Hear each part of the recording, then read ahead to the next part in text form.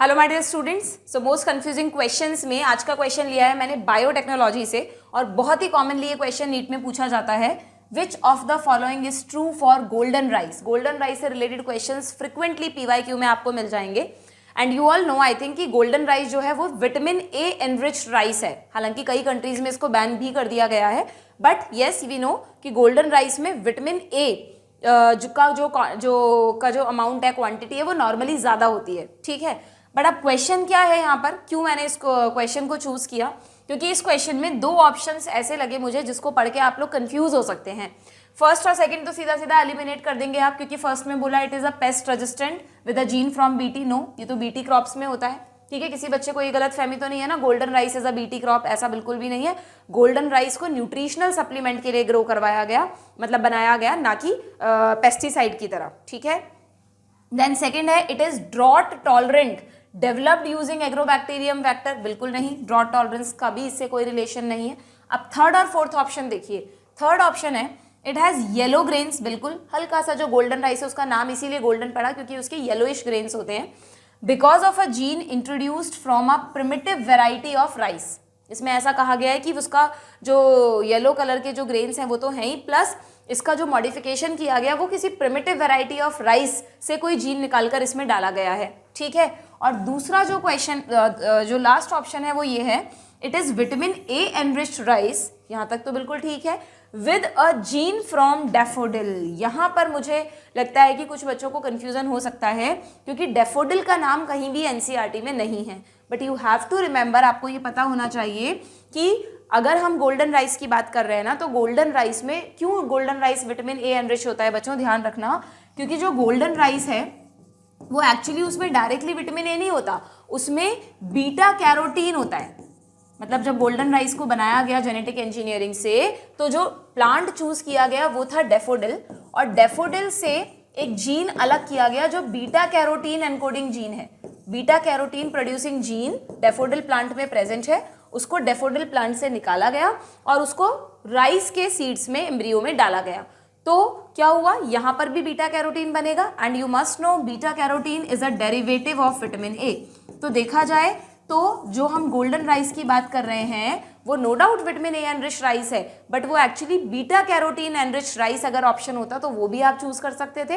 And ये भी आपको ध्यान रखना है कि बीटा कैरोटीन कहाँ से लिया गया।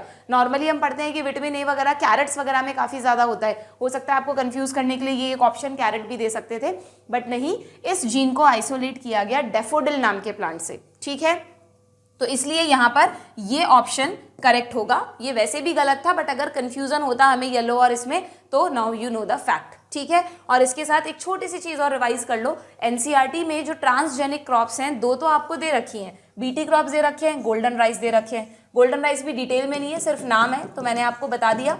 बट दो और ट्रांसजेनिक क्रॉप्स आपको पता होनी चाहिए, ये एनसीईआरटी में नहीं है बच्चों, बट इन पे फ्रिक्वेंटली नीट में क्वेश्चंस देखे गए हैं, तो यू मस्ट नो। आप अपनी एनसीईआरटी में सिर्फ इनके नाम ऐड कर देना। एक तो टमाटोज के ट्रांसजेनिक फॉर्म है, that is flavour saver tomato. इनका फ्लेवर भी अच्छा होता है और ये लॉन्ग टाइम तक मतलब ओवर राइपनिंग नहीं होती, सड़ते नहीं है जल्दी से, इसलिए इनका नाम रखा गया फ्लेवर सेवर टमाटो।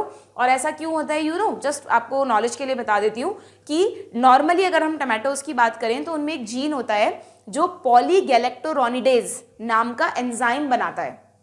जैसे जैसे वो एंजाइम बनता जाएगा वैसे वैसे टमाटोज की ओवर राइपनिंग होती जाएगी, पकते जाएंगे। पहले तो पकेंगे, नॉर्मली कच्चे से पकेंगे जिससे वो खाने लायक हो जाए, और फिर भी अगर हमने उसे यूज़ नहीं किया टमाटो को, तो उसमें पॉलीगैलेक्टोरोनिडेज बनता जाएगा और उनकी ओवर राइपनिंग हो जाएगी और वो सड़ के खराब हो जाएंगे। ठीक है, और आपको पता है टमाटोज बहुत जल्दी खराब होते हैं, तो कुछ जगह मतलब इसको इम्प्रूव करने के लिए ये ट्रांसजेनिक फॉर्म बनाई गई जिसमें उस जीन को डिलीट कर दिया, साइलेंस कर दिया उस जीन को। ये जीन डिलीशन मेथड से बनता है, तो उन टमाटोज में पॉलीगैलेक्टोरोनिडेज क्या होगा, नहीं बनेगा, और उसके नहीं बनने की वजह से या कम बनेगा, जिसकी वजह से इन टमाटोज की राइपनिंग थोड़ी डिले हो जाएगी, और अगर राइपनिंग डिले हो जाएगी तो फ्लेवर बढ़ जाएगा, प्लस इनका टेस्ट इंक्रीज हो जाएगा, और सबसे इंपॉर्टेंट इनकी शेल्फ लाइफ इंक्रीज हो जाएगी। आप लॉन्ग टाइम तक ऐसे टमाटोज को रख सकते हैं। ठीक है, तो ये फ्लेवर सेवर टमाटो की खासियत है। और एक एग्जाम्पल और ध्यान रखना जो कभी कभार नीट में बिल्कुल शॉर्ट में पूछ लेते हैं, वो है बच्चों ब्रेसिका नेपस। देखना आप पीवाईक्यूज में आपको मिल जाएगा। यू नो ब्रेसिकेसी फैमिली का मेंबर है, इसके सीड्स को रेप सीड्स कहते हैं, ठीक है, इनसे भी ऑयल मिलता है। तो कुछ ये जो पर्टिकुलर स्पीशीज है इसमें एक इसको ट्रांसजेनिक फॉर्म में चेंज किया गया। कैसे? हिरुडिन के बारे में आपको पता होगा, वो हम पढ़ते हैं ना, लीच हिरुडिन एरिया, वो जब हमारा ब्लड सक करती है तो पहले हिरुडिन सिक्रीट कर लेती है जिससे ब्लड का कोएगुलेशन ना हो। तो यू ऑल नो हिरुडिन एक एंटी कोएगुलेंट है, तो इसको कई जगह मेडिकल फील्ड्स वगैरह में यूज़ किया जाता है। तो अब ये कहाँ से ले हम? वैसे आपने अगर सुना हो तो पुराने टाइम में ना लीच थेरेपी भी होती थी, लीचेस को भी बॉडी पे डाला जाता था कुछ इसी पर्पज से, बट अब वो सब तो अब जनरली नहीं होता, कहीं कहीं पर होता होगा। बट तो अब क्या किया गया, वो हिरुडिन हम कहाँ से ऑब्टेन करें? या तो एक तरीका है लीचेस को मार के उनसे निकालें, बट ये तो अनएथिकल हुआ। तो बायोटेक्नोलॉजी ने क्या किया कि जो हिरुडिन बनाने वाला जीन है उसको केमिकली सिंथेसाइज कर लिया, लीच से भी नहीं निकाला, उसकी सीक्वेंस वगैरह पढ़ ली, केमिकली उसको सिंथेसाइज कर लिया और उस हिरुडिन बनाने वाले जीन को इस प्लांट में डाल दिया, इस प्लांट के एम्ब्रियो में, सीड में, ठीक है। अब रेप सीड्स में भी वो जीन आ गया, तो अब जब रेप सीड से रेप सीड ऑयल बनता है तो उस ऑयल में भी हिरुडिन होता है, हिरुडिन को उस ऑयल से एक्सट्रैक्ट कर लेते हैं और उसको जहां भी जरूरत है वहां पर यूज करते हैं। तो इस तरह से ट्रांसजेनिक रेप सीड से हिरुडिन प्रोडक्शन किया जाता है। बस इतना सा क्वेश्चन आएगा आपके कि भाई हिरुडिन प्रोडक्शन में इनमें से कौन सी ट्रांसजेनिक क्रॉप यूज होती है, तो ब्रेसिका नेपस या ऑप्शंस में मिल जाएगा रेप सीड्स, ठीक है।